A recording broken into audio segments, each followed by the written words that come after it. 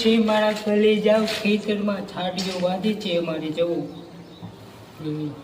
સાડીઓ ગામડિયામાં તો જે મોટા ચા હોય એને ખબર હોય સાડીઓ હોય, સિટીમાં તો હું ઓળું સાડીઓ એવું કે ખબર ન પડે મારા વાલા હે શું કહેવાય એ બહુ ગણેલા માણસો હોય હોશિયાર ડિગ્રી મેળવેલી હોય એની આગળ ઓલું હોય નોલેજ બધું, અમુક વસ્તુનું નોલેજ ન હોય એટલે કીધું ને કહેવતમાં હે આપણે રામચરિત માણસ કથામાં રામચંદ્ર ભગવાને જ કીધેલું છે કે અભણ કેવું યાદ રાખે ને ભલે ભૂલી જાય પગ મને ધોવાય જોને રઘુરાય એમ મારા વાળા કોને કીધું કેવટ એક વાણ અકાલવા વાળો હતો. પહેલાંના સમયમાં બધા એવું, અત્યારના સમયમાં બધા તફાવત છે ને પહેલાંના સમયમાં તે બધી નામ આમ ફેર હતા, સિટીના નામ ને આમ બધા અત્યારના સમય પ્રમાણે બધું. અત્યારે આપણે દિલ્હી છે એ પેલા હસ્તિનાપુર હતી એટલે આમ તેમ શબ્દની મારામારી અત્યારે થઈ ગઈ છે.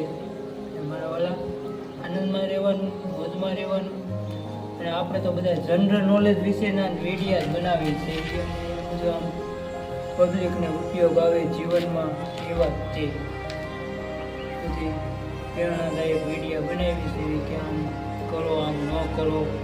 યુવાનોને તે આપણે બધી સલાહો એ જ આપી છે આપણે આગળ જે છે એમાંથી કે તમે આમ કરો અમુક વસ્તુ આમ ન કરો હે કરવા જેવા લાટકામ છે ન કરવાના ન કરો. અને પહેલાં તો મહત્ત્વનું જીવનમાં એ જ છે કે તમારું જીવન શુદ્ધ રાખો ને. કહેવતમાં કીધું એમ કે બધાય કે એમ બગીચો સારો રાખો તો કોયલું આવશે મારા વાલા એમ. તમારું જીવનનું ચરિત્ર છે ને એ સરસ રાખવાનું છે.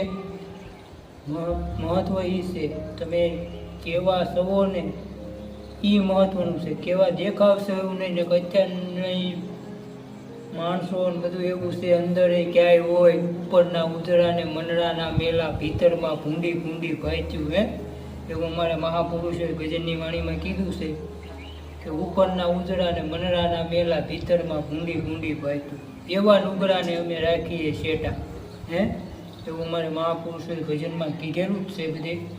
એટલે મારા વાલા એવાથી દૂર રહેવું ને એવું પહેલાં પ્રથમ આપણે જીવન જ નહીં બનાવવાનું. ઉકળા જેવું જીવન નથી જીવવાનું, આપણે સમુદ્ર જેવું જીવન જીવવાનું છે હે મારા વાલા. સમુદ્રમાં જે નાખે બધું સમુદ્ર સમાવી લે એમ આપણે બધું